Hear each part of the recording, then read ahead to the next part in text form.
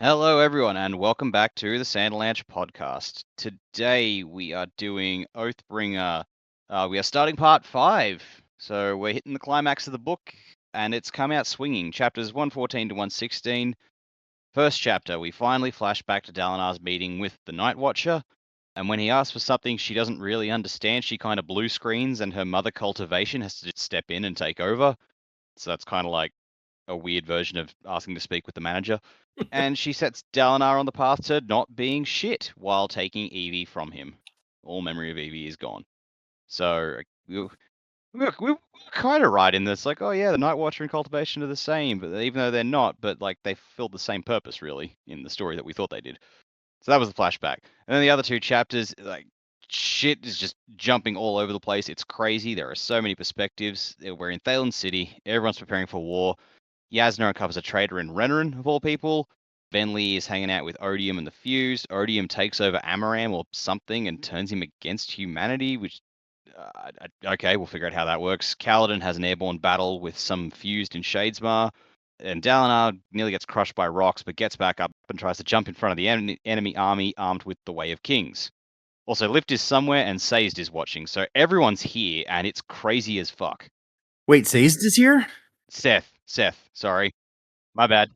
Yeah, what? I was real confused. I was like, what did he read that I didn't read? I'm so confused. Okay, so missed that part of the story. Yeah, I was about to be like, I'm so dumb. Why did I read that? In my notes, I evidently wrote the wrong name with S and Z in it. My bad. I don't know how the fuck I did that. Yeah, Seth is there, and Nail. So I'm Dak, and with me is Jamie. Joe. And Data. So strap in for this wild ride. The Sanderlanche is about to begin. Yearnings intertwined, the golden age in ashes once again. Under stirring stars, in the burning shards, kindle fragments of the falling rain. So look to the break of dawn, to the break of dawn.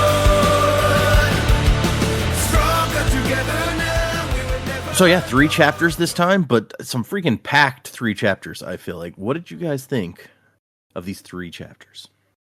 Man, what a set of chapters. Finally getting confirmation of what happened with Dalinar. Obviously, great information we've been wanting for quite some time. I feel like the flashbacks have kind of been leading up to this point. Although I would like to kind of see the immediate aftermath. Maybe we'll get that, but it doesn't seem like it. I feel like now we're kind of like back to the present, and we're probably not going to hit back into the past again, would be my guess. But yeah, finally getting that confirmation of what happened was very, very good. Enjoyed that. These quick cuts. Sometimes I'm a fan of them, and sometimes I'm not. These chapters were very good. I liked everything that happened in them, but it was a little difficult for me to follow the quick cuts this go around. I don't know if my mind just wasn't in the right place, but like when I was reading, I was getting a little confused between perspectives and where we were and what we were doing. But yeah, lots of twists and turns, and still more to come, I feel like, for sure. So definitely excited to finish this book out and see where we end at the end of book 3. But there's a lot of stuff going on, and hopefully our friends will win. Doesn't look like that. I said in a previous episode that we may be headed for like an Empire ending, and that may be the case because there's a lot of stuff. There's a lot of odds stacked against our heroes in Thelena. And so it outlook is not so good right now, but we'll see. Excited to keep going. Yeah, the odds just kind of stack higher and higher as these chapters go. It's not looking terrific, for sure.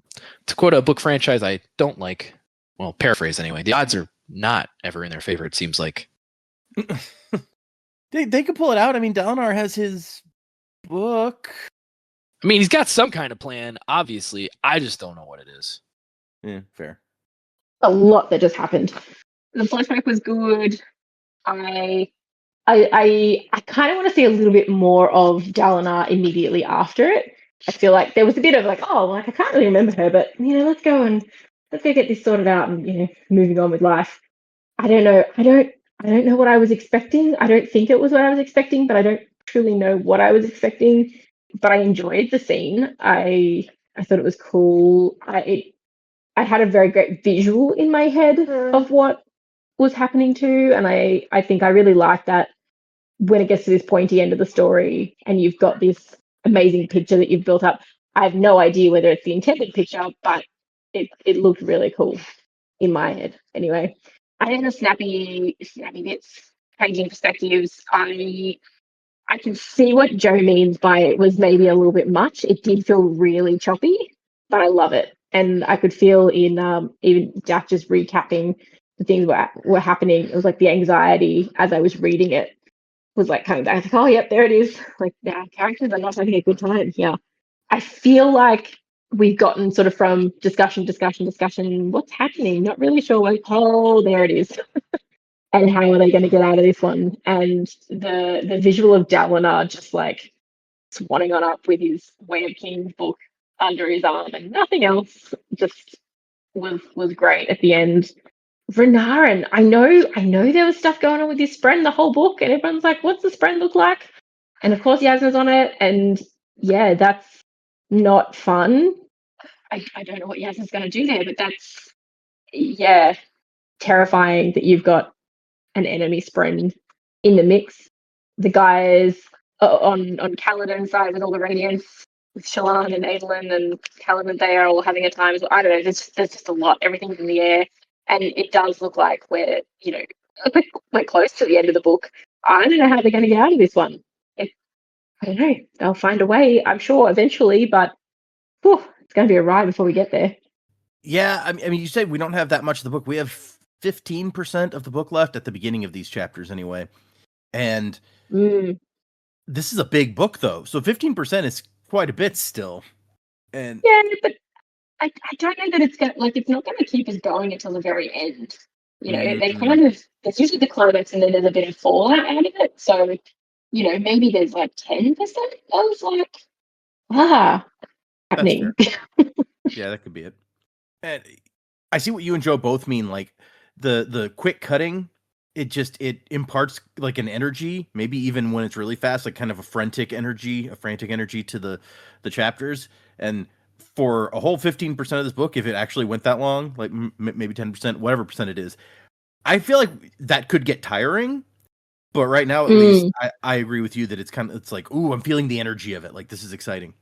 Yeah, and I do think it's a really effective method of saying like what's all going on at the same time, and then because you're getting, we're getting the visual of both sides of the Oathgate happening at the same time, and I feel like it would lose impact if you weren't telling it that way. But it is cool. I do like it. I love this one. Everyone knows every book. I'm like, oh, it's gonna get good. This is me. I don't need to harp on about it, but yeah, it was cool. And you mentioned Yasna and Renarin. Like you said, I don't know what Yasna is going to do here, but I want to probe for deeper thoughts. Like what do we think Yasna might do? Oh, I don't know. I had this thought that like sort of between the two cutaways with her, it was like, is she going to kill Renarin? Like, surely not. And then in the second one, when Renarin's like, no, not father, please, no, I was like, I don't think it's going to be as simple, but how would you just go about attacking the Spren? Like, can you sever the bond between a Spren and a person? Like, maybe you could do that. Like, I don't know. I feel like if anyone was going to know, it would be Yasna. That's a good point. Maybe she's researched this in some way we don't know about. Because, yeah, as far as we know, severing the bond, the only way is to, like, mess up your own oaths, right? Like, an outside force? Yeah. We've never seen that. Yeah. I'm not sure. I'm not sure that you could even do it. But it's, Renarin has been led down the path, obviously. Like, he's thinking, well, I would say he's thinking that this is a legit thing, but maybe by now it's not. Maybe that's why he was so timid about it, because it's not quite right. He knows something's not quite right, but yeah, I don't know.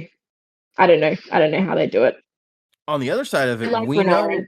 know. Yeah, I like Renarin a lot. I don't want to see something happen to him, but we know that Yasna has plotted to kill family close to her True. before, so she's not necessarily opposed to that if necessary. Yeah, exactly. And Yasna, if anyone, is a big picture person. So if she had to take Renard out, I feel like as a reader, I would need a lot more context and a lot more of the information that Yasna might have. Like, we know she's been watching him, but apart from this little dialogue between her and Ivory, like, there's not a lot that I'm recalling that's like, yep, here you go.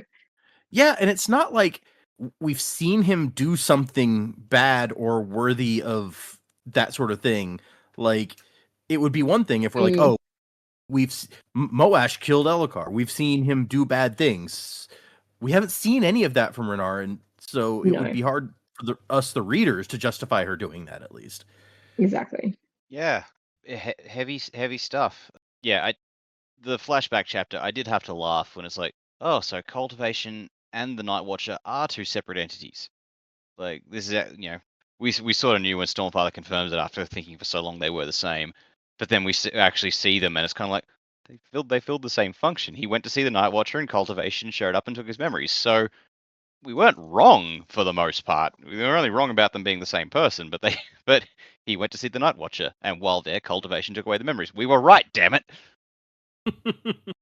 So, but it was cool to finally see it, like see the forest, see what cultivation looks like, and see what the Night Watcher looks like. It was like I do enjoy it when we meet the gods and just have this holy shit, what's going down here sort of thing. So it was just fascinating to watch, and I think that was kind of like the breather, because this is the start of part 5, and we had exactly one chapter, and it was a flashback chapter that stayed from one perspective. And then as soon as we got to the next 2 chapters, it's like you're lucky if you're making it through 2 pages before it cuts perspective to somewhere else.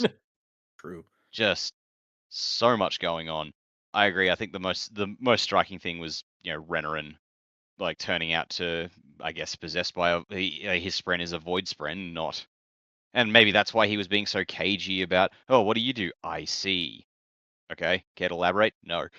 But I also just like, okay, so how much of this is, I don't know, like, how much of this is Odium's deal? Because before the Everstorm got unleashed, he was doing the countdown on the walls, like, which seems only to be giving humanity a chance to survive. Like, not like, if it was a void spren working for Odium, surely it would just allow humanity to get fucked up rather than giving them the warnings.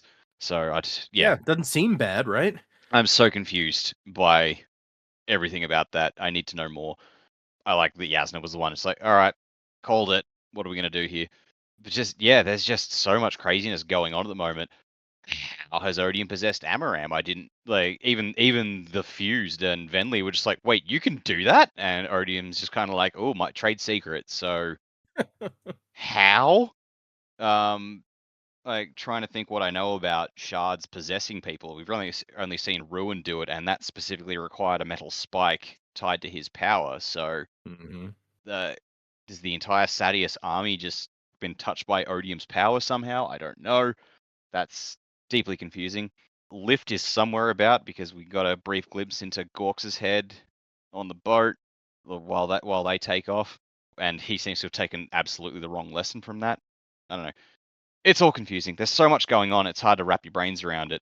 Kaladin's having the nice fight, which sort of reminds me of the Matrix Revolutions, the final fight between Neo and Smith, flying through the sky and doing the bring it motion at each other. Oh, I had not made a connection like that, but I could see it. Yeah. There's just so much going on to take in this section, and it's kind of like, well, we're just writing this now, like, just absorbing it as best we can. And then Dalinar jumping in with the book. What a cliffhanger. What a twist. Yeah, I'm hoping maybe finally one of the benefits of the way that we read is that we can slow down, and because it is a lot in these chapters, a lot of jumping, a lot of perspectives, and a lot to try to keep track of. So maybe it'll finally help us for once to get a handle on what's going on if we slow down a bit. Yeah, just pick it apart. Not that it helps that we're taking like weeks between recording at this point, but I probably should have said something at the beginning, like, "Hey, we're back from our 4-week break." But yeah, I'll record something later for that. It's fine. How many episodes after this are there again? After this one, there will be, let me bring it up again. We'll have 3 chapters, 1 chapter, and 3. So 4 episodes after 4 this episodes. Okay. one. Yep. And then we'll have to figure out what we're going to do next. Maybe it'll be time to. I think first we'll probably do a special episode about taking the Radiant quizzes, not just to show what we each got, but to kind of give us a little more information on some of these orders. But anyway, we don't need to get into that now. Yeah, Lift is somewhere. She'll probably pop up when least expected, eating somebody's lunch or something. But yep. But whose lunch? Yeah, she tries to eat, the book. The Way of Kings. Dalinar looks at it, she's gnawing on it. she's like, you're always carrying around this book. I thought it might taste good. The thing is, Lift isn't really a fighter, and we're about to be in a big old fight.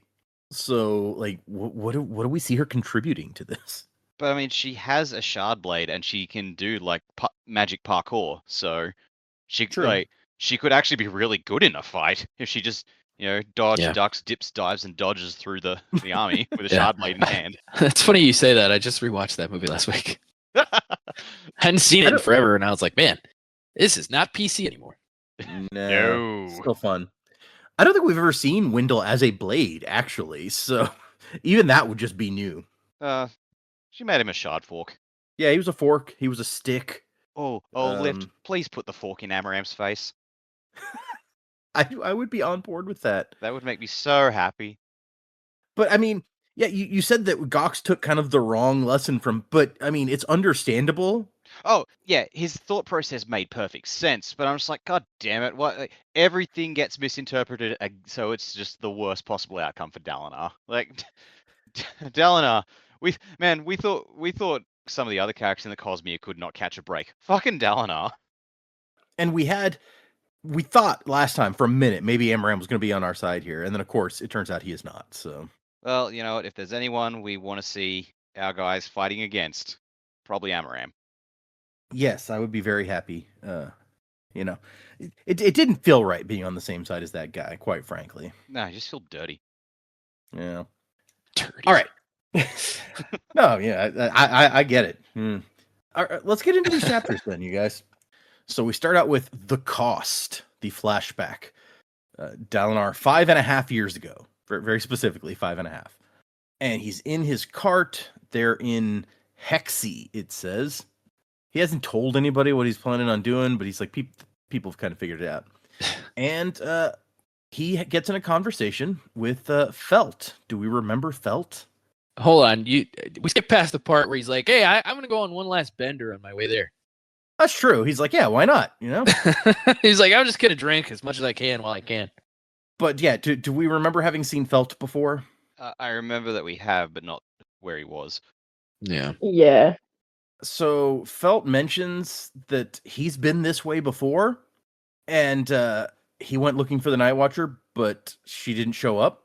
And he's like, yeah, she doesn't like foreigners, I guess. And Dalinar's like, oh, well, then I might have trouble. He's like, yeah, you're a little less foreign than I am, is what he tells Dalinar. We have seen Felt several times. He's been a scout for Dalinar for a while now. He was in the last book, towards the end of the book, as one of the scouts in the big battle on the Shattered Plains. But we've seen him before that. In that he was, the first time we saw him, he was a spy for House Venture. What? That's why he's more foreign. I get it. Yeah.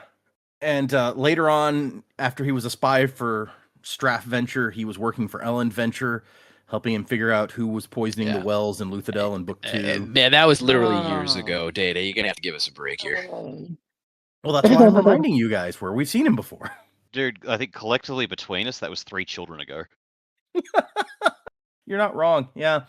And I think I also mentioned somewhere along the way at the time that there was a secret, economy going through the pits of Hathsin back then, and somebody working under Straff Venture was kind of overseeing or participating in sneaking stuff from other systems in and out through the pits. And so Felt was involved in like the intergalactic trade or whatever going on through there.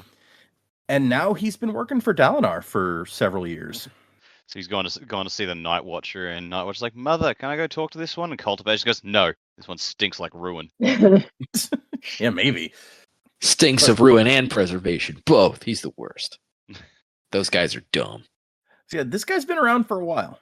Is the overall point? But yes, So is he? it explains his comment. Is he native Scadrian? Yes, he is native to Scadrial. Okay. Yeah. How are all these people living so long? That's my question. This Yeah. is an excellent question. They're all just like, I guess they're all just invested, and somehow that keeps them alive or Maybe something. Something to do with Shadesmark prolongs your lifespan, maybe. Yeah, or like Scadrial metals can. Well, we don't know that Felt was a Allomancer. I don't know, man. I mean, if he got the right spike, like Marshall. Yeah, if Kelsier's just like telling everybody the secret of his alive forever spike. I'm trying to think. Do we know any investor that makes you live long? I think the I only mean, one we I know can... ferrochemy, but Oh, that's Elantrian? true. If you Elantrian? had Elantrians, yeah. oh, that's true too. They can live a long time. I was thinking of Warbreaker. We know that if you get up to like the 5th heightening in breaths or whatever, then you're kind of functionally immortal. Yeah, but all these people ain't storing that many breaths. That'd be nuts. No, that's a lot of breaths. Yeah, those are expensive. But so we know there's ways. We don't know all of the ways, I think, is where it comes down. So yeah, like Chris is out there. We've now seen Bayon and Daemu and Galadon hanging around. Of course, Galadon was an Elantrian, so yeah, like Yeah. what Well, are these people more doing? important figures, like he's not anymore. He was. Well, Wait, when he what? showed up on this planet, he wasn't all glowy and strange skinned and stuff. He might have just been disguising himself. Yeah. Yeah. Okay. I mean, you could make the argument. You could make the argument from like a storytelling perspective that these important characters are special, so they found a way to like magically prolong their life.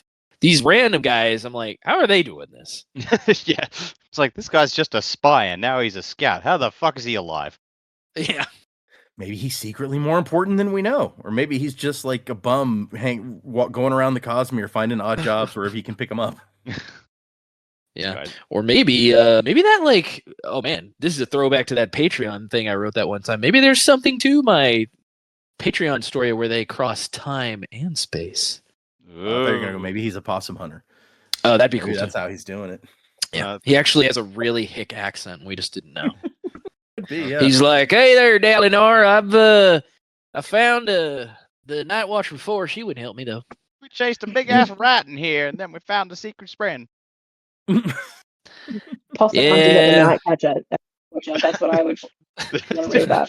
She's like, the Night Watcher's like, I would have helped them, but I couldn't understand them. It's also you can kind of tell he's from somewhere else also because he's a real short. Dalinar notes that he barely comes up to the middle of Dalinar's chest. Oh, yeah. He's a real Lethier, way tall, tall. Yeah.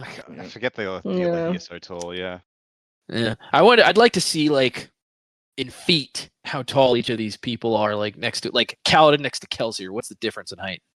I found a chart one time, but I don't know how accurate it was. We talked about it on one of the podcast episodes, but now I gotta see if I can find it again. Cosmere height chart. Let's see what that brings up. It's like Kaladin's 10 feet tall. You're like, what the hell? No, Kaladin was super tall. That was something that came out of the discussion that we had about it before. Yeah, but because I know like everybody's saying like he's so tall, but it'd be weird if it was like Kaladin's the same height as a Koloss. It'd just be like, what is going on? dude, that would be something all right if Kaladin was the height of a Koloss. Yeah. Yeah, no, and then that's, if that's the case, how tall are these Thunderclasts? these Thunderclasts are. Didn't it not say how tall they were? I feel like it said something about them being Fucking like big. 20 feet tall. Or so. Yeah, they're big. That's Yeah, the basically this has become Attack on Titan, which I'm not a fan of. Okay, hold on. Here we go. Here's a chart that somebody made on Reddit, and I don't know how accurate it is, but I will share it with you guys. Let me make sure there's nothing potentially spoilery here. No, there's not. It's fine. And it's in centimeters, so Joe and I might be disadvantaged. But Kelsier is 179 centimeters, and Dalinar is 205. Look at that fucking grumpy Tensoon. Also, who's this guy on the far right? I don't think we know that guy. That's Rock. Yeah. Oh, it's yeah. Rock. Oh, that's his name. That's the last part of his very long name. Yes, that's right. Interesting. So, Kaladin's taller Hey, than Caledon's Dallin. Caledon's 100 and... Oh, 210. Okay. I was like, 179 is not super tall. No, Kelsier. 210 centimeters Celsius. to. I gotta do this 210 centimeters to feet.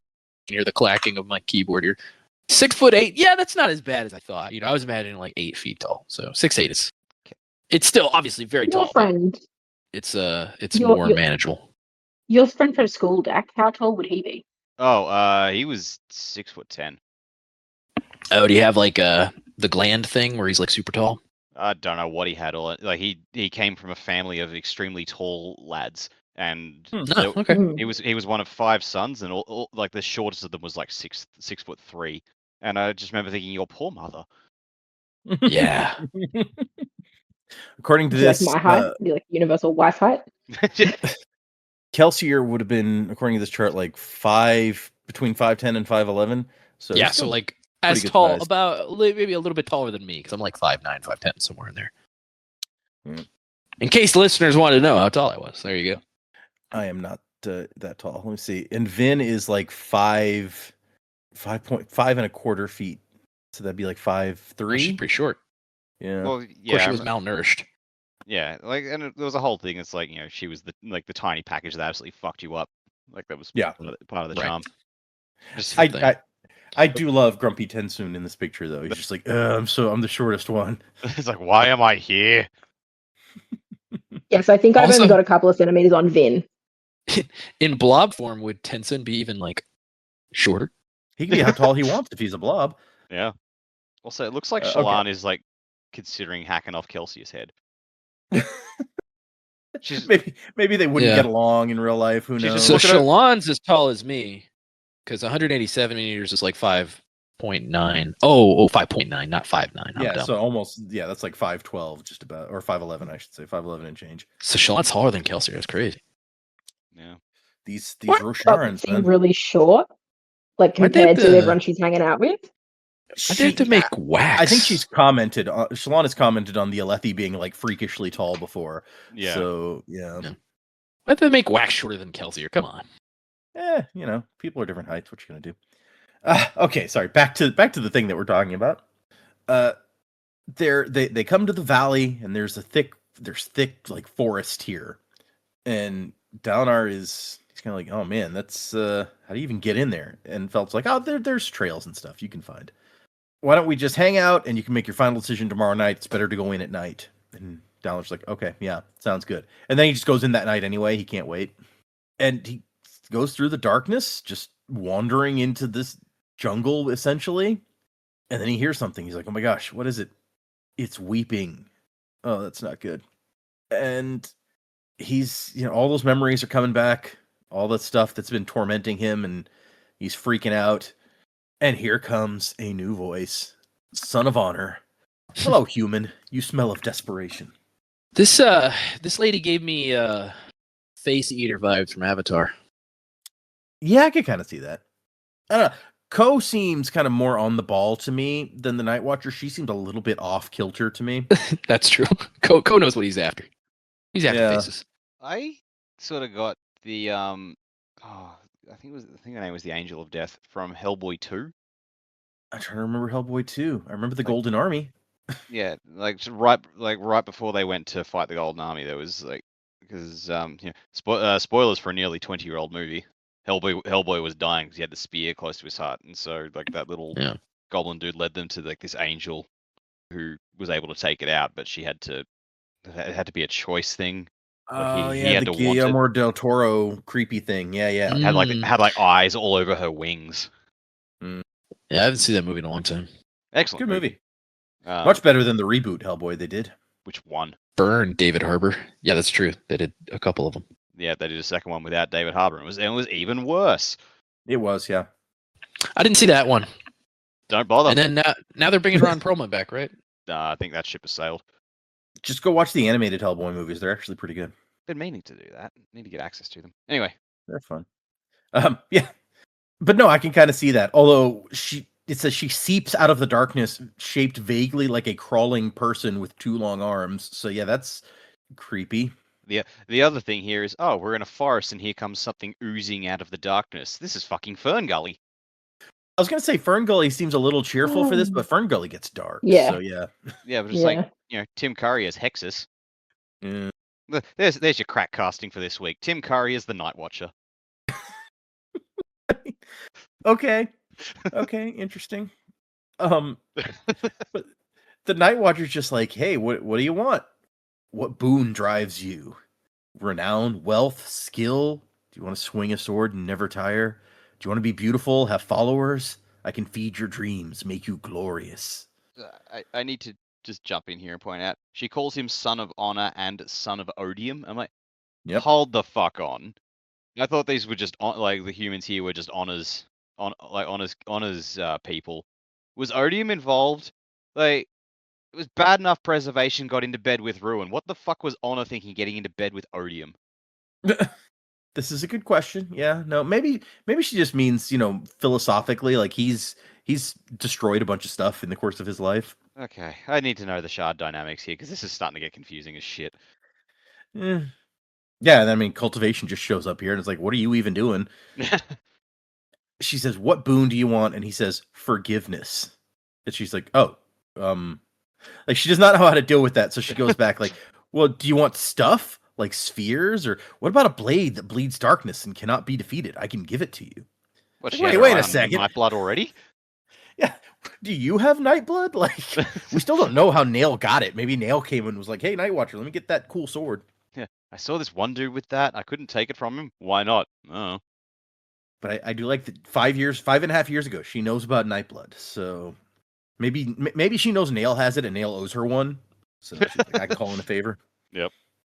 And he's just like, please tell me, can I ever be forgiven? And it's just like, that's not what he intended to ask for, but it just kind of came out. And she's like, that's not a boon. What can I do? Just go to Bender. It's like, are you familiar with the robotic phrase, does not compute? Yeah, basically, right? And then another voice says, that's enough, child. And the Night Watcher's like, mother, he came to me. I was going to bless him. And she's like, yeah, thanks, but this one is beyond you. I got this. Don't worry. Yeah. And so there's a woman with brown skin and a sweeping brown dress. And actually, that reminds me, they're coming out. We tested for the second year in a row, we play tested at the convention this new trick-taking game that they're coming out with called Shards of Creation. And last year when we tested it, it didn't have any of the art done yet. It was just plain cards. They had the art this time. And it's kind of like Spades, except the suits are different shards. And each shard suit has like a special way that it alters the game, except for I think Honor.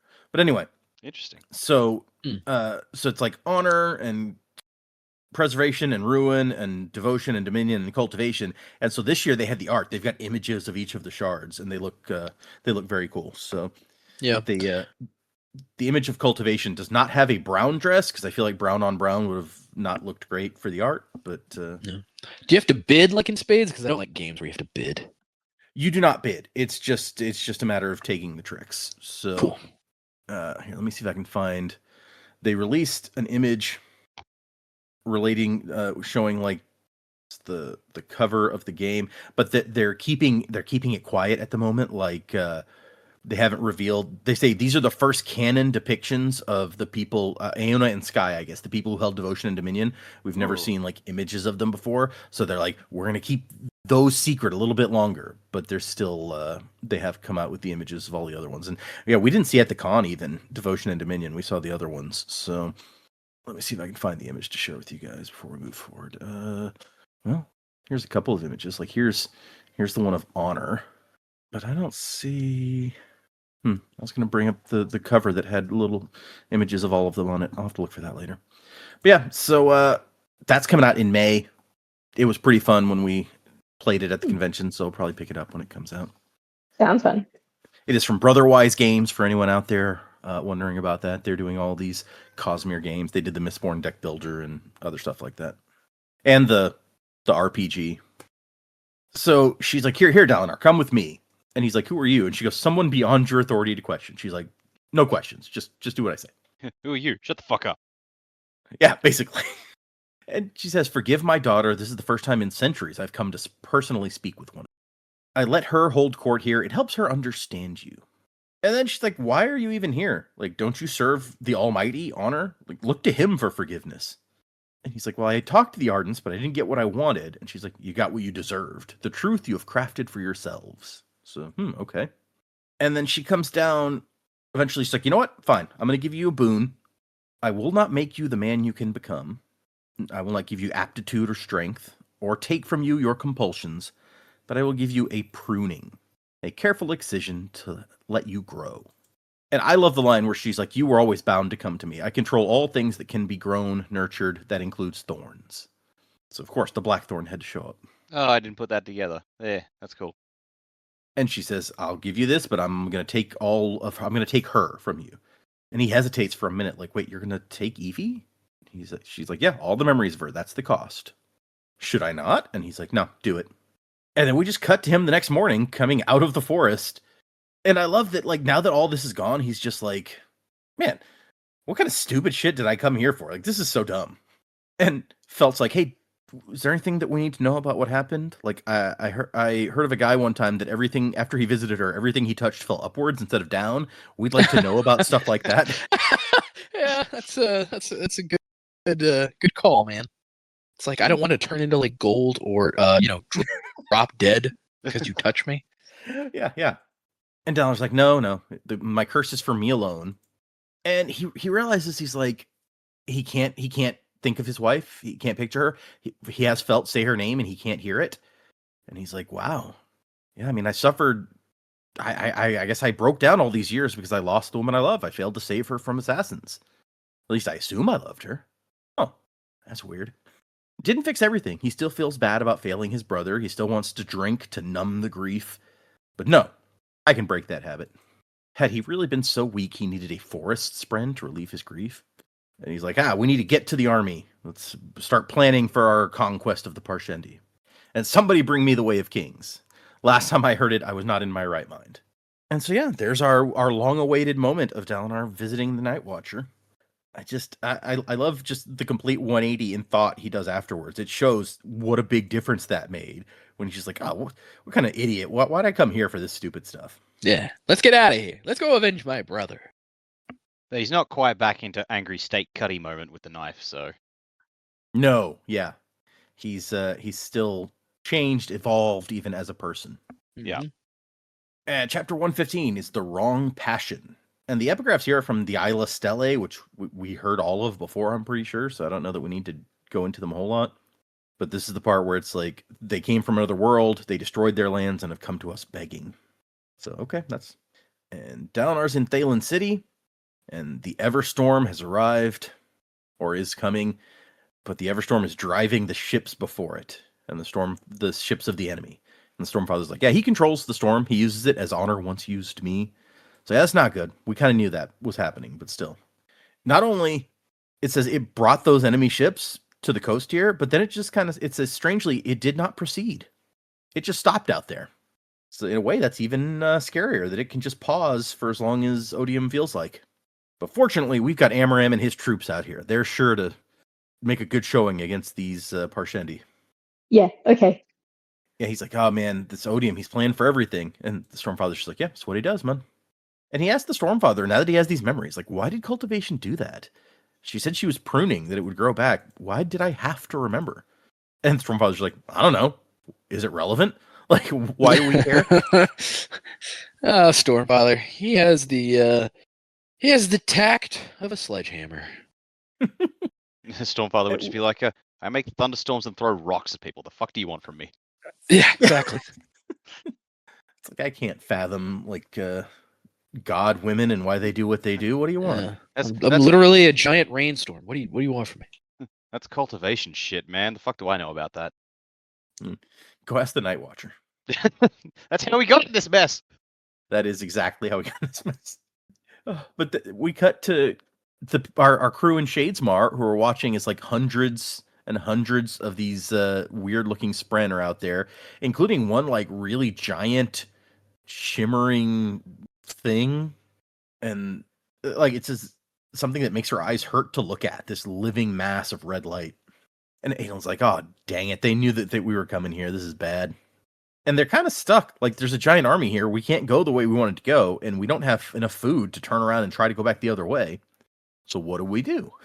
And Kaladin's like, well, we have to try. And everyone's like, what the? Try to take on an army by ourselves, really. That's the plan. And we end with them just kind of sitting there. Like, Kaladin's like, no, we have to try to do something. And they're just like, what do we do? And we go to Yasna, who is walking around Thalen City, looking for someone in particular.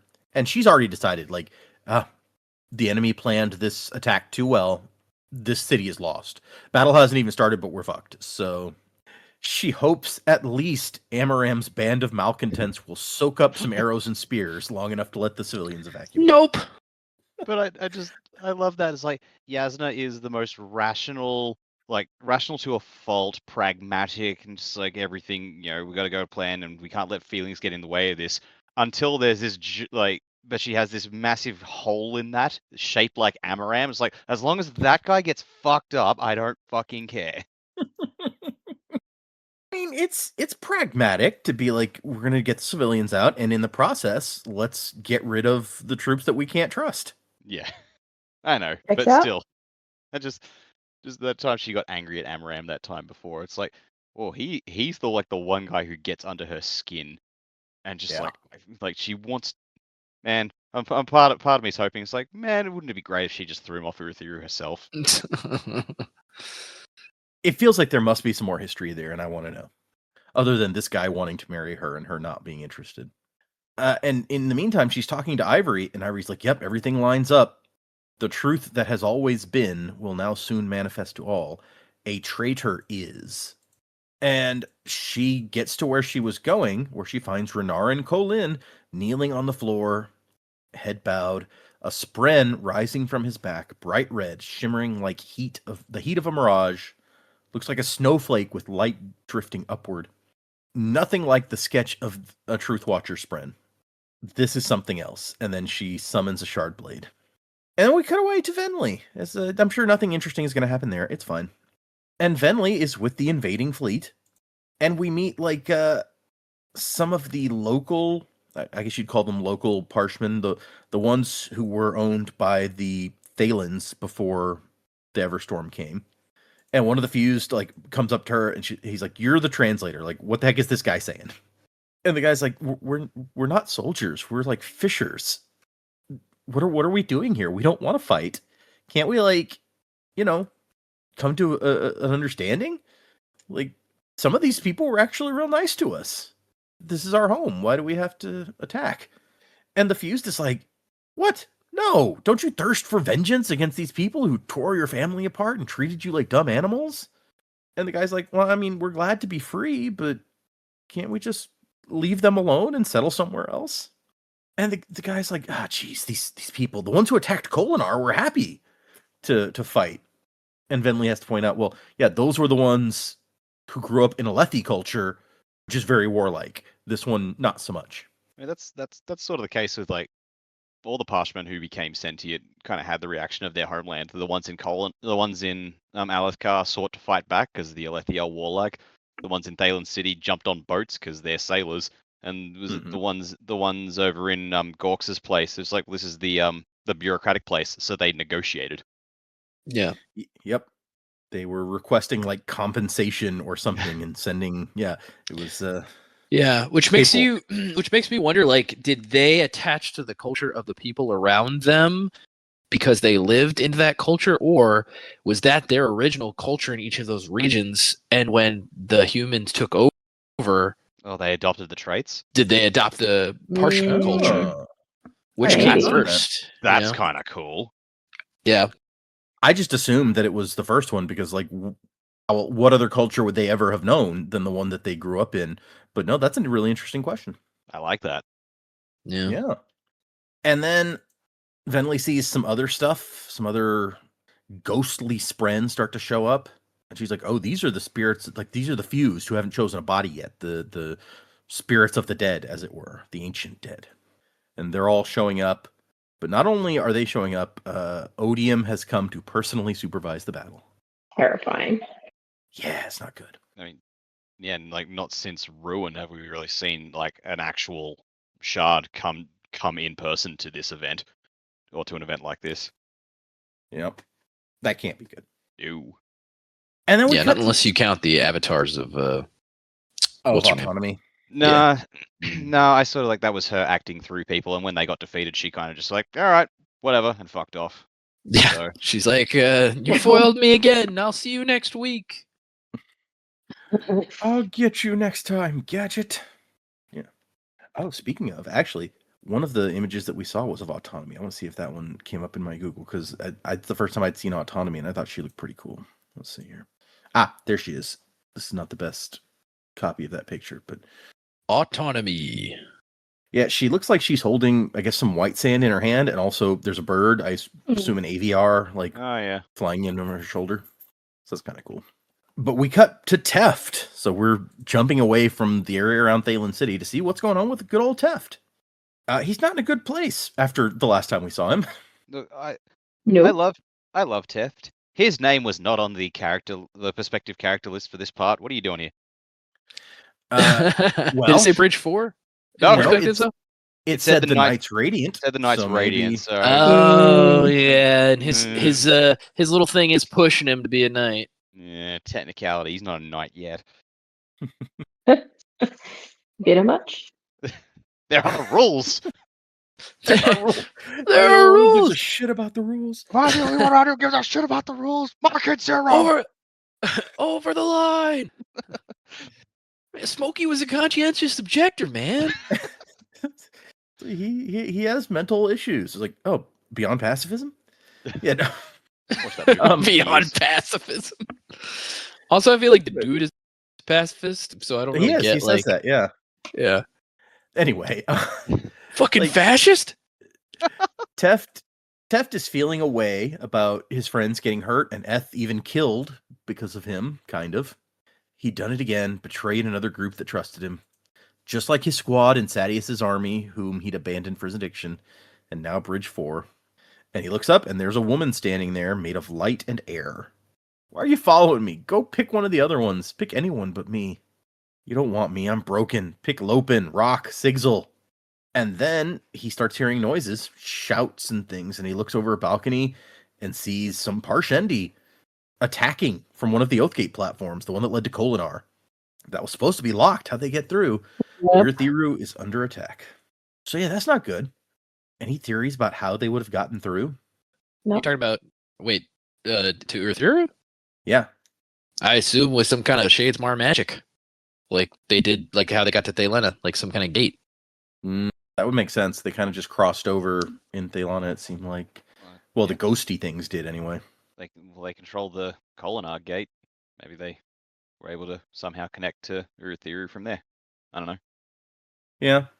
I mean, that's the way the gate works. It's supposed to connect from Kolinar to Urithiru, but Tef said it was supposed to be locked on this side, so... Okay. We cut to Navani, who goes and finds Queen Fen and her husband, and she's like, hey, this is actually, it's not as bad as it looks, Navani tries to explain to them. The new Sadius is a renowned tactician. His soldiers are well-rested, known for their tenacity.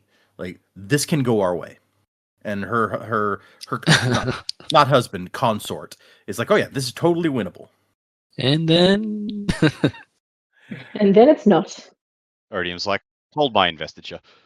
And then as they look out there, the ground shatters and a giant creature stands up out made of stone. Easily 30 feet tall, it says. So, yeah, that's not good. Big. And when we cut to Venli, we find out there are, in fact, two of them. There's two Thunderclasts out there. They were some of those spirits that Kaladin and Co. saw on the other side. But then there's something else. Like, what is that thing? And Odium shows up and it's like talking to the Fuse, like, Turash, old friend, you're looking good. Your mind holds firm. I'm proud of you. And Turash is like, yeah, thanks and everything, but I'm worried about our army. These are not fighters. They're not ready for this. Even with the Thunderclast, I don't know that we can win this. And Odium's like, oh, you thought that I brought these Parshendi to fight. No. Sorry. No. I brought them here to watch. I have another army that I've been preparing for this. But in addition, and I guess maybe not in addition, maybe this is part of the whole plan, but this red mist comes up out of the water, charging red horses, the forms of men killing and dying. It comes out of the waves, and a beautiful focus, a thrill for the fight, it says before we cut away. So yes, the thrill is here. Oh shit, it's Thrill House. It's never going to not be Thrill House for Dak. That's I warned you. This is gonna stick. like Moloch or Nergul. I am also forgetting which one is which, but those names are too hard to say. Thrill House, we're there. Moloch is Death Rattles, so I remember that. Okay. I made that mistake before, and then yeah, no, that's right. Yeah. Damn you, Thrill House! We cut back over to Shadesmar, where actually things have taken a turn for the better, because most of those like spren and weird things that were waiting down there at the Oathgate, they're gone now. There's just 6 fused left guarding it on this side. And Kaladin's like, I mean, maybe I can take 6. And maybe we can, tweak the odds a little bit if we get some illusions going. And Aelin's like, okay, yeah, that all sounds good, but aren't you worried about where that army just went? Like, maybe this should be a concern for us? And then we go back to Odium, who says, I've been preparing these men for decades, men who want nothing so much as something to break. And so, yeah, the entire Sadeas army, including a guy in shard plate on a white horse, they've all got the glowing red eyes going on, and they're turning against the city. Although then we get the cool picture from Shallan's sketchbook of the Oathgate spren, which I like. Yeah, that's pretty sick. And you can even see the sea of beads or whatever beyond that. I mean, it all looks very cool. And our last chapter for today is Alone. We start with Kaladin, who is determined he's going to protect Dalinar Kholin. He's going to take on these 6 guys. And he uses most of the rest of their Stormlight, I guess, and powers up and takes off into the air, and the fused, at least some of them, leap after him.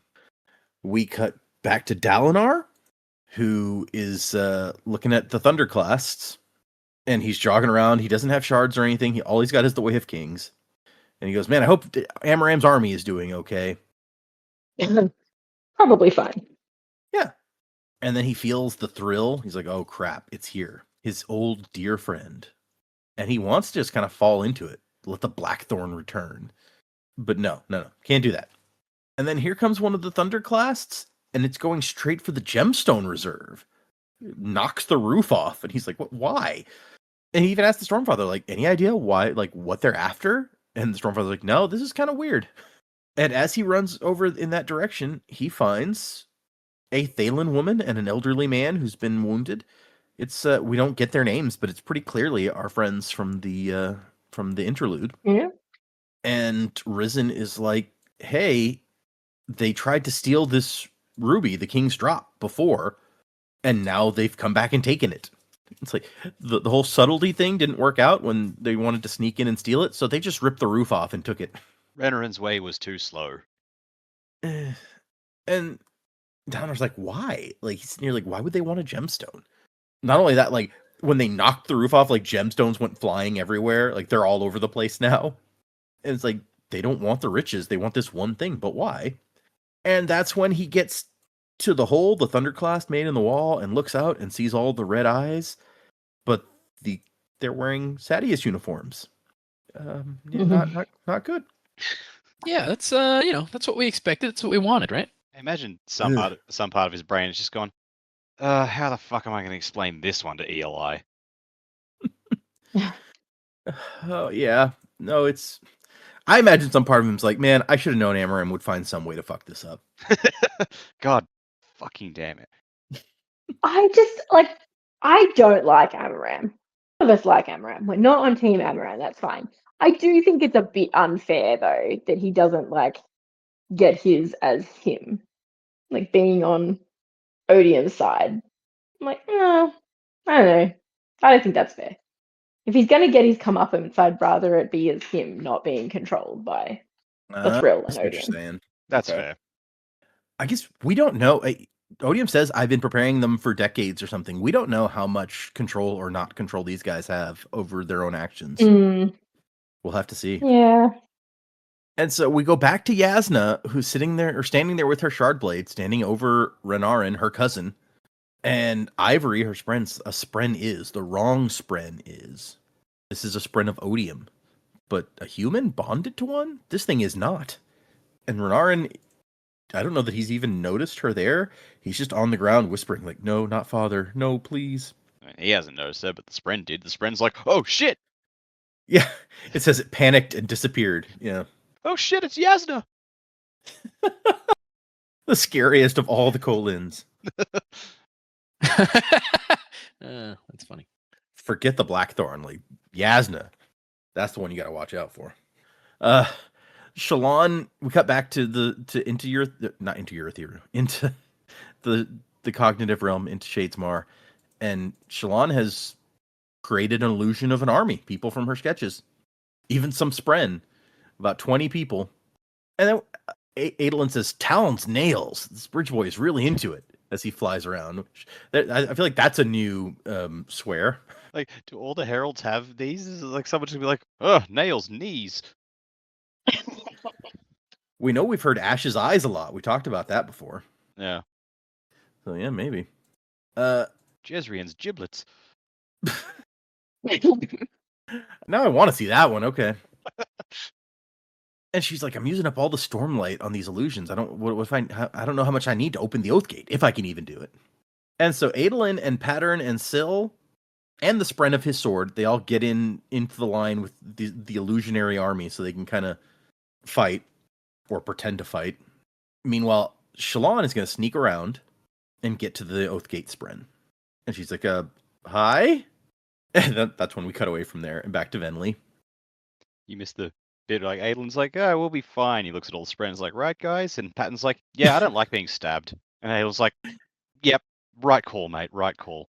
He says, wise words, friend, wise words. I like how Adolin and Pattern get along. Adolin and Patton are like best friends, and it's amazing. Such a weird relationship, but it's amazing, yes. Let's see. So Venli sees one of the Thunderclasts come back out of the city and set something down. And it's like, oh, it's a couple of fused. And they move with uncanny grace. And they're carrying a rock. And she's like, wait, is that why we came here? For some rock? And Odium's like, no. That's just a precaution, a last-minute addition to prevent a potential disaster. The prize I claim today is far greater, even more grand than the city itself. The conduit to my freedom, the bane of Roshar. Ominous. Forward, child. I may need you to speak for me. Yeah, so what is that? I don't know. I don't know what Odium's after at this point. It's like, I thought it was the city, but he's like, nah, I'm here for something even better than the city. Yeah, it's like maybe that ruby's actually like a gem heart of one of the shards of the planet. Like, I don't know. Maybe. Because, we had Adium, right? His body was like the metal. Oh, that's true. So maybe like their bodies are like gem hearts. Yeah, okay. I mean, he specifically tells Venli that the gem is a last minute addition to prevent a potential disaster. I mean, sure, that doesn't necessarily mean that Joe's wrong. Just it's not Plan A. That's true. Yeah. Maybe he's like, yeah, there's something here that I can use to fuck up Roshar, and if that fails, I can use Cultivation's power from this gem or something. I don't know. If he could get influence over, for instance, cultivation through that could be very useful. I imagine, like Atium was still alive. That's why the Atium was his body and was still everywhere. Because like when the Atium was still around after he died, because the power just went to, I don't know. Anyway. Yeah, because the power still existed and Sazed picked it up.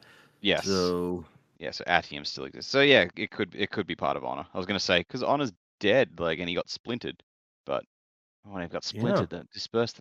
Fucking hell. Anyway, I'm just keep going. There's so much we don't know about that. I'm like there's a fucking hamster in a wheel trying to figure this out. And we got to Kaladin, who's flying around, and he is impressed by how these 4 fuse that are chasing, how precise they can fly. When he has to use lashes that just make him fall in that direction, essentially, and he's gotten good at it. But these guys seem to somehow like have much more control over what they're doing. They're so graceful. They don't jerk this way and that. And he's just trying to avoid them. He thinks I don't need to fight them. I just got to keep them busy long enough for Shallan to activate the portal. But the fused also have these really long, like he has a harpoon. They have these really long weapons, these big spears. and that's a problem because he can't summon his shard spear or blade or whatever in Shadesmar. Syl is down there fighting. All he's got is his harpoon that he got from the ship or from the store before that. I forget where he got it. Doesn't really matter. And he's dodging around, trying to not get swarmed by these 4 guys, but also to keep them distracted. And his section here ends with, like, he belonged in the skies with these creatures. Time to prove it. Very dramatic. His stormlight ran out. Yeah. We knew he didn't have that much to start with. And we go to Yanagon, Prime Aka 6 Yanagon the First, or Gox, as is much easier to say. He's on the boats with his people, with their fancy hats. And I love his argument. It's like, well, Lift thinks that we should have stayed at Thalen City. And the other's like, yeah, that's not... We don't base our decisions on what that kid thinks. I love that. You listen to her far too much, Your Imperial Majesty. And he says, she's smart. And Nora goes, she once tried to eat your cummerbund. Not that smart. She's like, no, not that kind of smart. The other kind of smart. The kind that knows it's wrong to betray a friend. I think we should go back. And we have a discussion about the power of the Emperor and how that works under this society. They've got, like, checks and balances, basically, unlike the Alethi. And they try to, even to his face, go with the story. It's like, you were chosen by Ysir himself. You performed a miracle. And he's like, no, I was picked because everyone else was too scared to take the job because they thought the assassin in white was gonna kill them. And also Lift performed that miracle using powers you now claim are too dangerous to trust. So Boom, like, roasted. Don't bullshit a bullshitter, okay? Good on him. Yeah. And then a guy shows up, the guy who's supposed to be watching Lift, and he says, yeah, I'm sorry, I've been stuck down there this whole time. She kicked me in my spheres and stuffed me under the bed. He kicked me in the balls and ran away. Now I don't know where he is. Like, this is back before the ships even left. Like, she ran off, so she must be back there still at Thalen City somewhere. I just love the fact that, of course, they make such a big deal about spheres on this planet. Of course, that's going to be slang term for the genitals. I love it. That is just a brilliant touch. She kicked me in the spheres. What else would it be? Yeah. And then news comes. News from the city. And Nora, the Vizier, is like, oh, good news? Well, it turns out the Alethi have turned against the Thalens and are now trying to conquer them, and they've been allied with the Parshmen all along. And so it looks like we were wrong. Gox was wrong. The Alethi were traitors. After all, this really was the end of days. Totally understandable that that's how this would look and sound to these people, even if it's completely inaccurate. Yeah. The logic is sound, but you're just like, fuck's sake, really? On fact check some things before jumping to conclusions. Yeah, I mean, the Alethi army turned against the city. That part is factual. They were in league with the Parshendi all along. Well, that you're elaborating on that from that, like you can't know that. Yeah, there's nuance there. Yeah, and we go back to Shallan, who's talking to the Spren of the Gate, and they're just like, "Yeah, sorry, you can't go through." And she's like, "But I have Stormlight to give you," and they're like, "Yeah, no, it doesn't matter. We are locked by the word of the parent." Your parent said you can't come through. Yeah, the parent is now dead. So the parent, I mean, I feel like maybe honor, but it's not explicit. It's not capitalized. During their last days, prohibited travel to and from Shadesmar, so we have to obey. And she's like, "Oh, come on!" And she's trying to argue with them, and they're like, "Look! Oh, it does say we're bound by honor. The rules Spren cannot break." So they're like, "Look, we would love to help you. Like, it would be great from our perspective if people could go back and forth again, but we literally cannot. Like, we cannot break these rules." And she's like, "But you let all those other guys through, that whole army that was here earlier, and the souls of the dead? Nah, they didn't need our portal. We've been alone very long. We would enjoy granting passage to men again, but we cannot do that which was forbidden." So I like it's. They don't have anything against you, Shallan. They would love to go along, but they can't. Classic customer service line. Well done, guys. Oh, I don't know why, but that made me think of Bluey and Chili, who works in airport security. Oh yeah. Is it because she's Australian? That's racist. and then we cut to Seth, who is at the battlefield, like flying above it. And Seth's like, "Oh, the Alethi have changed sides, huh?" And Nail's like, "Yep, they've seen the truth." Which that once again you're extrapolating, but and Nail is basically says like the Parchmen are in the right here. A man can rule his home until the City Lord demands his taxes. The City Lord can control his land until the High Lord comes for payment, so on and so forth. Tell me, Seth, son Naturo, who is about to swear the third ideal, whose laws should the Skybreakers follow? The humans or the real owners of this land? And Seth's like, I mean, yeah, his logic is good. That there's really no choice here. Nightblood, on the other hand, gives no shits about logic. He's like, don't be dumb. Let's go fight those guys. And he's like, no, I mean, they're the rightful rulers of this land. And Nightblood's like, rightful? Who has a right to land? Humans are always claiming things. Nobody asks the things how they feel about it. Vivenna told me, I'm my own sword. Nobody owns me. Oh, goody. Nightblood has a sense of autonomy. Yeah, that can't possibly end badly. Yeah, that's going to be a problem. At the very least, he doesn't seem able to draw himself, so... Yet. I knew that was good. And Seth's like, no, I mean, I have no choice. And Nightblood's like, really? Didn't you tell me you spent 1,000 years following the instructions of a rock? And he's like, okay, well, it was 7 years. And no, I didn't follow the rock, but the words of the person who held the rock, I had no choice. But it had always been nothing more than a rock. And that's where we leave him for this chapter. Kaladin, back to him, swooping around, in and out, flying all over the fuse, trying to prove that he's the better flying guy. And he does some cool stuff. I'm not going to, like, step by step the fight here, but he makes some pretty cool moves here that they clearly were not expecting. And one of them says something. He's like, yeah, I don't speak your language, but if that was a challenge, then I accept. And that's when his Stormlight runs out. And that's, I believe, where we leave him for the chapter.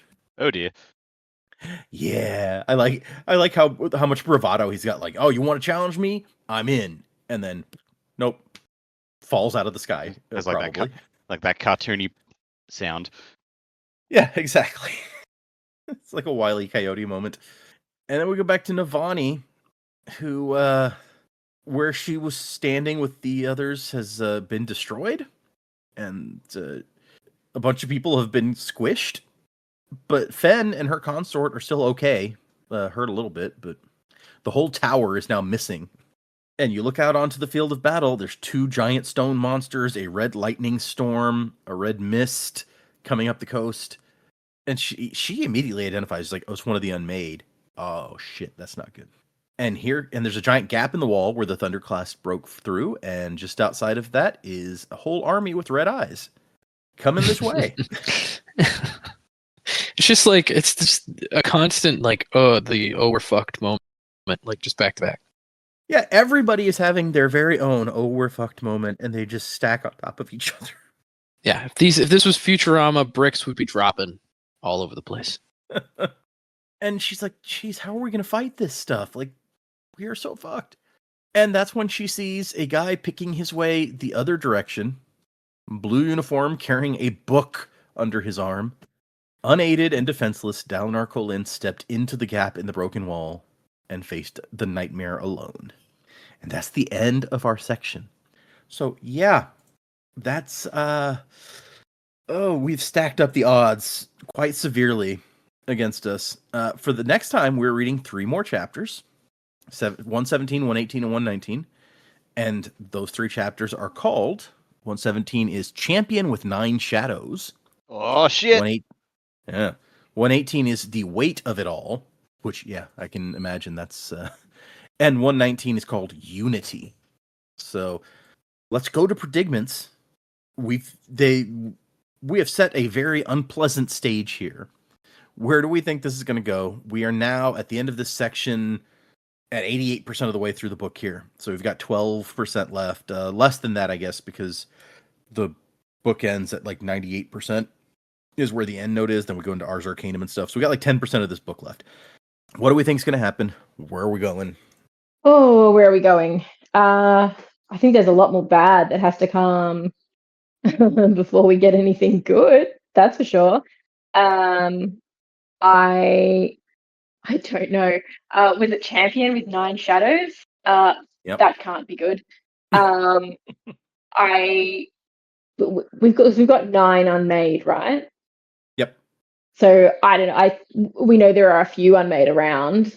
Maybe they're all being used in the fight, which is pretty intense. I mean, it's intense already. Like, imagine preparing for this battle, then someone, Taravangian, undermines you, and then the battle is just on another level that there's zero chance you could ever have prepared for. I I don't know how they're going to get out of it. Dalinar, love to see him wield that Way of Kings, clobbering some people with it. I don't know. He's got nothing. He's got nothing available to him.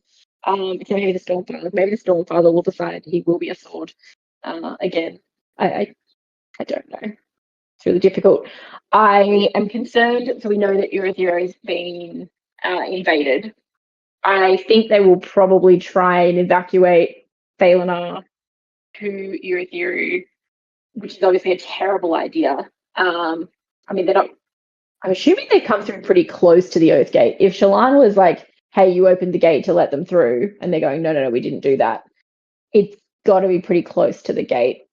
I'd like to see these guys be able to find a way through, whether it's using the opening that's already been made or, I don't know, conning their way through the Oath Gate. Obviously, you can get through an Oath Gate because they've done it, but we know that circumstances in Kholinar were a little bit different. So I'd love to see them get through. I think we're going to have Teft. He's going to have to speak some more oaths or, come to his own now, because he's feeling pretty bad about stuff. But he's the only one who knows, like, he's got to sound the alarm, right? So I think Teft will step up. I think, I don't know. I had the thought, and I don't know whether I fully stand behind it or not, but I had the thought that, yes, someone attacking in the Bridge 4 uniform he's like, yeah, I sold my uniform and they've come in, but I had this awful thought that maybe it was Renarin being wielded the way that he is, whether that comes out in a prediction somewhere or not. And Lift, I think Lift is going to have to come through and be the hero in Thalinar as well. She's kind of their only hope now, I think, unless we can get some other radiance through. Yeah, it's about all I got. Help me, Lift. You're my only hope. Yeah. I mean, yeah, Lift seems to be the one wild card we potentially have here. And what a wild card. But what can we picture Lift doing? Is she going to decide to go with a sword and start actually cutting people up? We've never seen anything like that before. So, from her specifically. So, yeah, that's... Yeah, I don't know. Like, she's a bit of a wild, like, who's banking on her being there? Like, whether Odium really knows about her or not, I don't know. But she could be distracting enough. Like, even you think about, even if she could slow down Amaram and the army, like, yeah, they'd be under Odium's control, but if she's annoying enough and they just can't quite get her, that could slow them down enough to buy Dalinar and others some time. That maybe? I would trust her to do, yeah, to be annoying. I think she could handle it. Yeah, it seems very in her wheelhouse. Gotta play to your strengths, you know? Is that the only wild card that we have? I'm trying to think. There was so much in these chapters. Like, what other potential... Seth? You almost said Sazed again. I almost said Seth, again, yeah. but yes. Sorry. That's true. He is there. We don't know what he's going to do, if anything, but he's there, so... It seems like Seth has to kind of pick a side. It does. Although it's almost scarier that it seems that Nail, a herald, has already picked a side, and it's not ours. And it's not ours, yeah. That might be bad. Oh boy. I mean, I feel like we're setting up for an Empire ending, like I said, right? So it's very possible that our friends are going to be in very big trouble at the end of this. And, Odium may win the day with his special trickery. I do think maybe that ruby thing that was stolen, it's gotta be a gem heart of some kind. And the fact that it, like, basically continues to emit stormlight after all this time, I feel like has got to be a reference to it having some kind of larger power, right? Whether that's a shard's gem heart or some large portion of investiture, which is why Odium wants it, because it sounds like it can be a weapon that's wielded against him. Could it be from honor? Maybe, but I don't really know, you know, how to kind of figure that out, like what it's from, who it's actually for, and all that. So, yeah, I'd be interested to know for sure what it is, what it does, what it's from, all that stuff. Be excited to kind of get to that point. Hopefully that'll be revealed in this book, but I feel like that's a large piece of the puzzle that we kind of need to know about. Now, that little bug flying creature thing that lady has sucked some of the power out, so like, is she gonna play a more major role? Like, what's that going to look like, if anything? Or was it kind of just a tease of like, look, this thing did this thing, what could it do? But yeah, in any like larger sense of where we're going, I'm adrift again. Like, I'm not sure, don't really know where we're headed this time around. Only to say that I know that it'll be interesting. I don't have a lot this week. I kind of just want to get to the end of the book and figure out what's going on. So yeah, but hopefully we'll see soon what all's happening. And what Dalinar's plan is with the book in his hand. I mean, he's got some kind of plan. Hopefully that's good. And I just hope Amaram, I think we talked about this earlier, I hope Amaram gets pushed off the cliff. Like, he's the worst. He's the worst, right? He's like, he had this, you know what? I dislike him more than Sadeas, because at least Sadeas was like kind of upfront about what he was doing. Whereas Amaram's just like, no, you got to trust me, I'm a good guy. And then immediately turns around and like proves himself to not be a good guy. So yeah, he's the worst, and I hope he dies.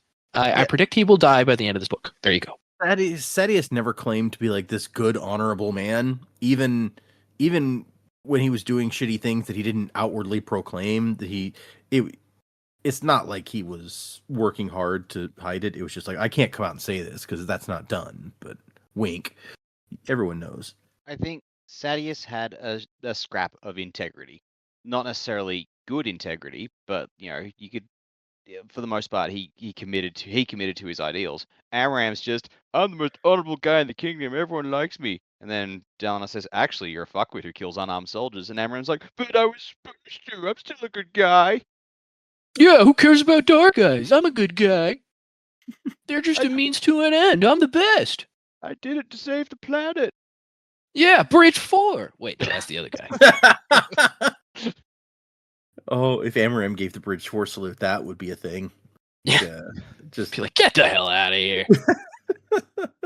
I like that you addressed Dalinar and his plan, because I was actually just about to ask you, like, what do you think Dalinar's plan is with this book? And you're just like, I assume he has a plan. I have no idea. What could be the plan? He's holding a book. I mean, he sucked up some stormlight, so I assume he's got something going on. He can reconstruct buildings and stuff, so that's cool. But like, yeah, I don't know. I don't know what his plan is. I don't know what he's gonna do. Yeah, fair. Okay. Flattens Amaram's head with the book and just goes, the pen's mightier than the sword. Yeah. Just stab Amaram with a pen. Yep. I don't know what's happening either. I think I predicted last time that Seth might be the, the everyone's having this crisis over the whole, like, but we're not the rightful owners of the planet. Seth's like, that doesn't mean you don't have the right to live. And Mr. Law and Order, dun dun, is gonna be the unexpected hero for the Alethi. Dun dun dun dun dun. I think I'll stick to that. The fact that he's here and watching, and Nightblood seems to be pushing him to act. I'm like, all right, let's see where this goes. I would like Seth to have a moment. I would love the irony in the dude who killed their king all of a sudden becoming the hero to the Alethi. That would be hysterical to me. Not the other dude who killed their king. Like, Moash can, of course, die in a fire. But Seth, like the one who killed the king that we like. Fair. Yep.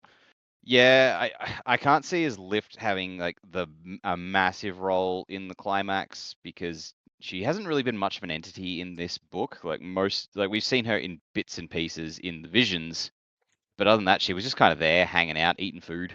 So she will have some part to play. The fact that she's still around means she's going to do something cool. I like the idea of her parkouring over people and sticking a fork in their eye. So, Mhm. we'll see how that goes. But I don't even remember what the other two chapters titles are. I just remember the first one is Champion with 9 Shadows, and I'm like, fuck yeah, I've been holding out for this for a long ass time. Who is True. it? Like, is it Venli? Is it someone else on this? Now Amaram is a possible contender, seeing he's on Odium's side now. So, but I feel like that wouldn't be the case because unless Odium is banking on that, Dalinar, because we know Dalinar would enjoy belting the shit out of Amaram, so maybe that would push Dalinar over the deep end. Yeah, let the hate He flow did through say you he and all wanted to that. punch that guy. Yeah. Yeah. Maybe this is Odium going, let the hate flow through you.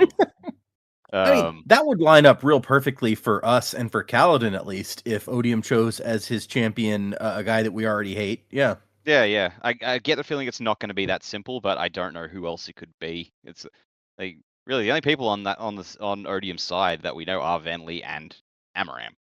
So, Yeah, I mean, we don't really we know the other. anyone else. Yeah, I mean the other fews are there and they're kind of dicks, but we don't really have a stake in them. So I don't. Yeah, it's true. Like yeah. Unless he pulls out some supreme bullshit and and he has a herald on board, like another herald on board. Maybe the angry dude in Tukar who Nail's taking his marching orders from.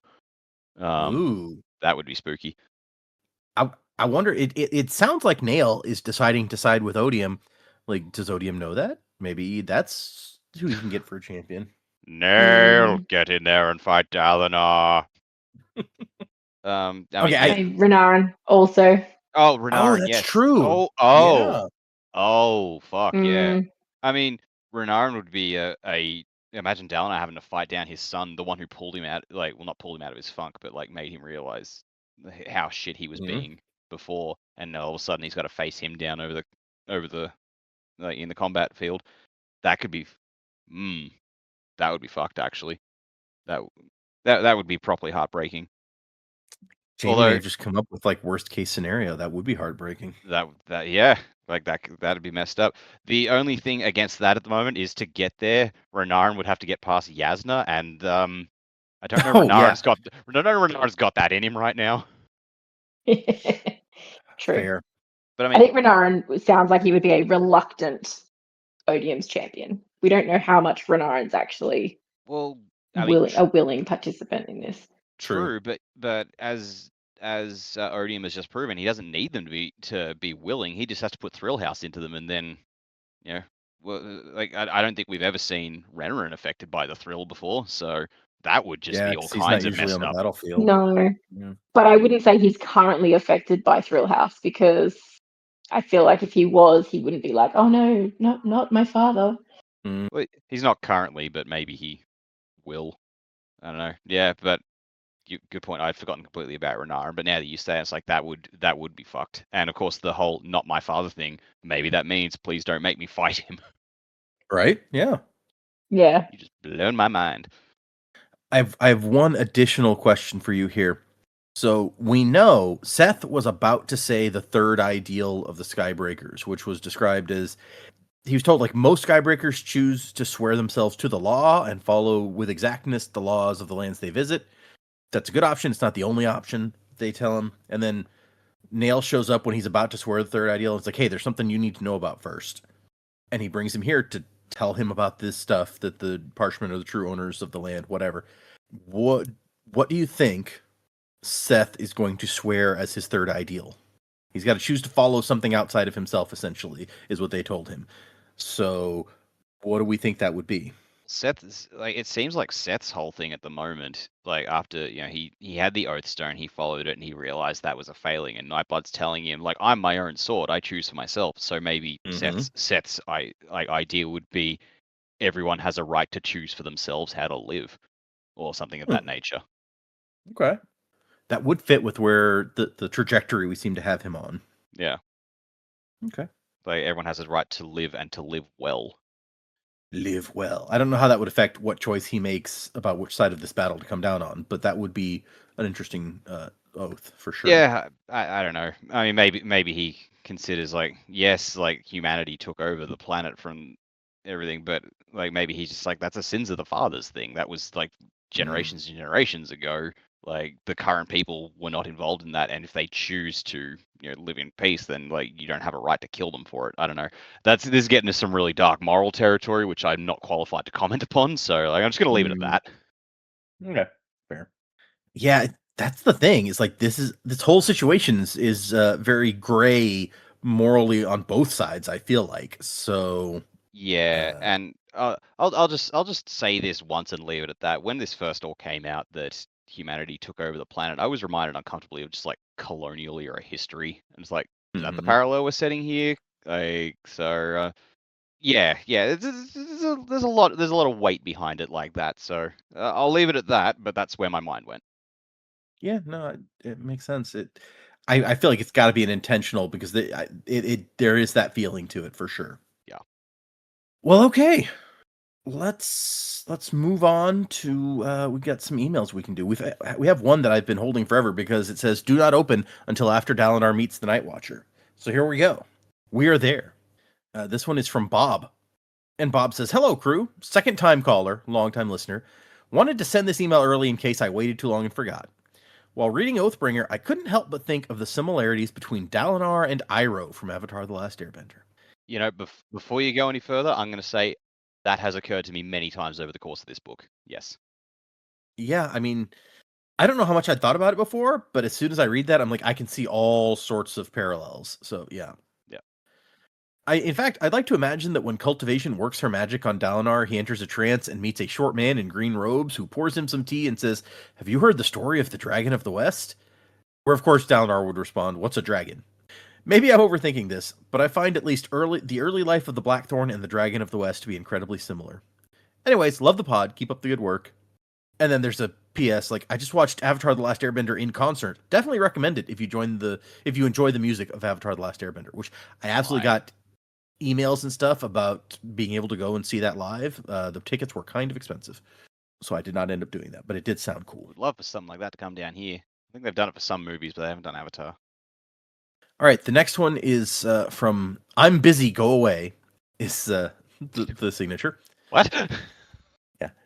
The title is "Happy Holidays plus Futurama plus Discord." Hey gang, hope you all have a wonderful festive season. Books detour. I've recently been watching Futurama for the first time ever and have binged my way through the first 3 seasons. Needless to say, it has explained a lot of you guys' humor, and I love seeing the origin of all of the memes. Say that's at least like a fifth of our show that now makes a lot more sense to you. Right? Yeah, you may need to go back and re-listen to some of the episodes, and suddenly they'll start making a lot more sense. Yeah.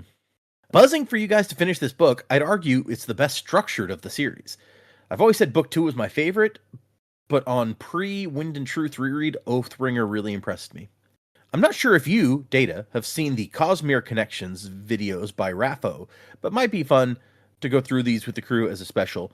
I have, and I've thought about some of that sort of thing, because there's several producers of Cosmere content out there that could be interesting, but I don't know that us going through the kind of thing where you have to have watched some other person's content to understand what we're talking about is a good idea in general. I cut in here to say. One final thing, I sent this in Discord, but it may have gone under the radar. It's one of my favorite reread details. Data, it says, "Data, I thought you would bring up this exchange with Sadeas from chapter 3, Momentum, with some great payoffs later." So here's the quote from the book. He looked over to Dalinar. "We need to get you some shards, my friend." "To protect me?" "Protect you? Storms, Dalinar. At this point, I'm not certain a rock slide could kill you." "No, it just makes the rest of us look bad when you accomplish what you do while practically unarmed." So then a rock slide almost does kill him later in the book. So that is the reference here. Good foreshadowing. Yeah, right? That's the end of that email. That actually reminds me that we did get a message in the Discord that I will also bring up to read real quick. Let me find it. This one is from Sasha in the Discord.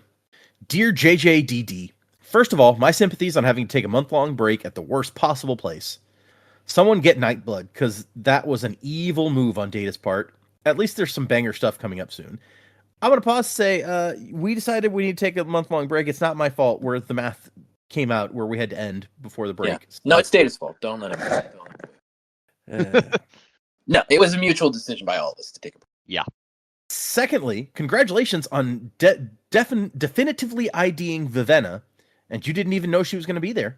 Fun bit of fandom memory. The fans did, on the whole, know going into Oathbringer that Vivenna would make some sort of cameo, which led, when the preview chapters were coming out week by week, to the great Vivenna hunt.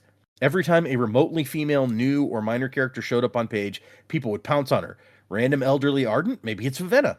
Dark-eyed woman standing in the back of the room? Vivenna. Some guy's wife with 2 lines of dialogue? Just saying, might be Vivenna. Which made it incredibly hilarious to me that actual Vivenna was not only a major character for 2 parts, but was extremely unsubtle about it. Especially once you get to Shadesmar and she straight up tells you she's from another world, and that she's a princess who gave up her throne, and that she knows the hell and is looking for Nightblood. No blink and you'll miss it cameos here. Wasn't to the time of next, Colo from Sasha. Is that really a thing? Like, honestly, I assume that Sasha knows what she's talking about. I was not apparently involved in the community right before Oathbringer came out to the point that I was aware of that. Okay. I think it was, hold on, when did Oathbringer come out? Oathbringer release date. That was 2017. So, I mean, it wasn't all that long ago. I definitely had read most of Brandon's books by that point. So I don't know. That's maybe I just wasn't on top of the rumors in the fandom, because I don't remember that.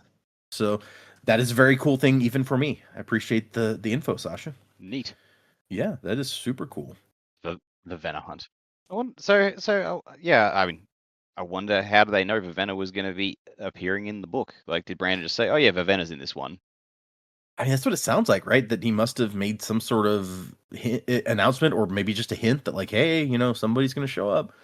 He had told us by that point who he told us after the second book came out who Zahel was. Yeah. Or confirmed that it was Vasher. So maybe it came out of that somehow. He's like, yeah, Vasher's in this one. Vivenna's going to be in the next one. Maybe. Oh, it just seems like an odd detail just to just casually throw out there. Right? Yeah, that I need to go back and look into this some more, because that does make me curious. All right, let's do one more because it has a review attached. Oh no, hold on. I may be lying to you. Yeah, this one does not. It has a screenshot, but it's not a review. But anyway, it's short, so we'll do one more quick one, and then this one is titled Podcasting Binge. And it says, "Hi, it's Zach O'Brien. Wow, it's only been 6 months since I started listening to your podcast. I took a short break in the middle because I didn't want to get burned out from listening to 2 or 3 episodes a day, sometimes more. I'm almost done with Way of Kings in the podcast, and I'm in the middle of chapter 67 in Oathbringer for my personal Cosmere read-through. I would rate the podcast, but I want to catch up before that. Anyway, enough of me babbling. Wasn't to the time of next. Colo, Vasher, Crabs Ahoy, Happy Cup Collecting. Oh wait, that's a spoiler. I just got my Spotify Wrapped, and this is what I got for podcasts." And he sent a picture. "Your top podcast was the Sanderlanche for the year. You streamed 7,235 minutes. Wow, look at you. Yeah. I hope you've enjoyed it, Zach. I assume if you're listening to 2 episodes a day, you were having a good time, so we appreciate you. We got several more emails, but we'll save those for when we come for the next episode. We'll save those for the next time. We also have some new patrons. All right, we got 3 new patrons this week, since our last recording, I should say. I will note, if we got any new patrons since then, this is up to the time of our recording, this is the one time we managed to record in December. So this episode won't come out for a little bit. So if you become a patron after this, just hold on. We'll get there.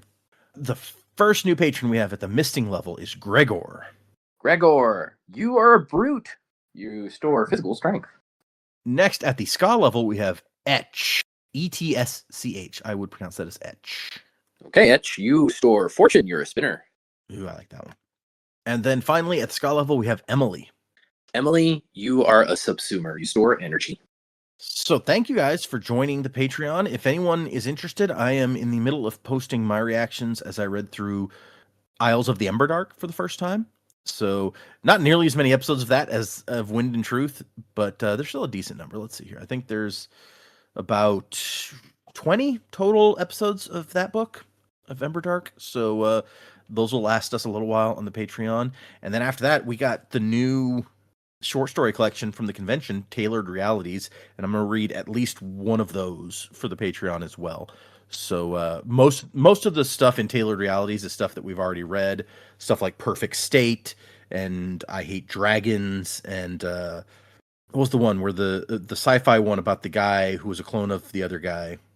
And there was Firstborn? shit battles and stuff. Yes, Firstborn. Thank you. I didn't read that one. I don't. No, I think that was one of the ones when you were out and me and Dak and Jamie read some little stories. But there's a brand new one called Moment Zero, which came out, and that's the one that I'm going to do for the Patreon after this. Neat. He also did, I don't think I'm going to read it for the Patreon, partially because I've already read it without thinking about, wait, maybe I should wait.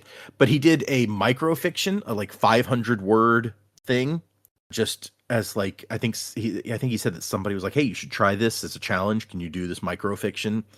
And he mentioned it at the convention and he was like, yeah, I did this. And I thought it made perfect sense. But when, some of my other people read it, they didn't quite understand what I was going for here. So maybe that's just not my forte, is the microfiction. So I read it. It was kind of interesting. But then when you read his notes on it afterwards, because he has a little a page or so after each story explaining, I first wrote it for this. Here's some information about why I wrote it or what I wrote. Yeah, there was definitely a lot more thought and nuance behind it than I picked up when I read the story. So it's kind of fun to see him try to do something in 500 words. But anyway, so at the very least, Moment Zero I will read for the Patreon after I'm done posting that. So if you want to join our Patreon and hear me reading those reading things for the first time and reacting to them, check that out, and Joe will assign you a fairing power. Or you can leave us a 5-star review on whatever platform you listen to podcasts on. Send us a screenshot of that at our email address, thesanderlanche@gmail.com, and Joe will give you a misting power. So if you do both, you can be a twinborn. Speaking of the Patreon, I might just jump in here. Yeah. So in the next month, I think I mentioned last time my D&D campaign was wrapping up after 4 years, and we are going to do another one next year. But in the interim, my DM has decided to run a quick little game of the Stormlight Archive tabletop game over Discord, which I'm going to be joining. It's going to be a short one, so like only 2 sessions, and that's going to be sometime in January. But if people are interested, maybe for the Patreon, like with all the other players' permission, of course, maybe I could narrate a recap or something just for fun. So if you're interested in that, shoot Data a message somehow. If anyone's concerned, my DM Chris, he has said, lore-wise, it's only going to cover things from up until the end of Words of Radiance, so there'll be nothing that will be spoiled. Actually, only he and one other player have even read past us, so and that other player has been sworn to secrecy. So I'm actually going to know more at the table than most of the people playing, so that'll be fun. But yes, like Chris and the other guy who have read more, they're both sworn to secrecy. Chris takes our no spoiler thing very seriously. He told me he fears our spoiler snipers. I tried to impress upon him that the Sanderlanche's official stance is murder bad, but his response to that was murder versus spoilers. What wins? I'm like, right. So yeah. When Dak first mentioned to me that they were talking about doing this, I was like, that might be something that the patrons would love to hear about on our Patreon. So if that, especially since they get to listen to a lot of me and not a lot of anything else, and I feel bad for them for that. So yeah, if that's something you guys would be interested in hearing, either as Patreon content or Dak talks about something as just an extra episode on here, send us an email, mention it in the Discord or as a comment on Patreon. I would love to get feedback from you guys on what kind of extra content you would enjoy. So I think it sounds cool, but I think all sorts of Cosmere related things sound cool. That doesn't mean everyone else is interested, I guess. So we'll see. Yeah. Might be. I know there are times when people just like, oh, I'm explaining my D&D game to someone else who hasn't played it, and everyone's like, I don't give an ounce of fuck, mate. Right. Yes, I've felt that way talking about D&D games before, for sure. Yeah. Personally, I mean, I played a game or two of, or I ran a couple of test games for the beta of the Stormlight. The new Cosmere RPG, the Stormlight part. And while it was really interesting, I'm looking more forward to when the Mistborn stuff comes out in this next year. I feel like that would be more fun to run. But what do you guys think? How many of you guys out there are participating in the new RPG in one way or another? They had a big event at the con, and I didn't play in it. I thought about signing up to DM. I decided that I didn't want to dedicate like 6 hours of my day to that and leave my wife alone at the con, not while I did that. And then they handed out to everybody this pin that I've been wanting that So I was disappointed that I didn't go at that point and get this pin that I've been trying to get for years. But anyway, what else do we need to mention at the end here? Do you need to do like a quick con recap at all, or like, do we need to talk about like the next secret project at all? That is a good question. Yeah, we'll go. I won't go into con recap, but we will at least touch on that part. So one of the other things that came out of the convention at the big Brandon's always making announcements at the book release. The new one is a new secret project is on the way called The Fires of December. He read out the first 1.5 to 2 chapters. I forget if you read the entire second chapter. He was like, look, guys, this is going to be a long reading because if I don't read more than just the first chapter, you're not going to understand what's going on. So he's like, this is going to be 45 minutes or an hour of me reading. If you guys don't want to wait for that, I will not blame anyone who wants to stand up and walk out. It's fine. I did see a couple of people walk out at that point, which kind of shocked me, frankly. But I was like, no, I'm here for it. Yeah. And it's definitely going to be an interesting thing. He says it's the newest book in Hoid's Travails, is what he's calling this thematic thing. These stories where bad things happen to Hoid, which, yeah, it's awesome. Right, yeah. But we will obviously have to figure out where to put that in line on the show. The cover that they've shown looks beautiful to me. I can't wait for this one. And it's going to be...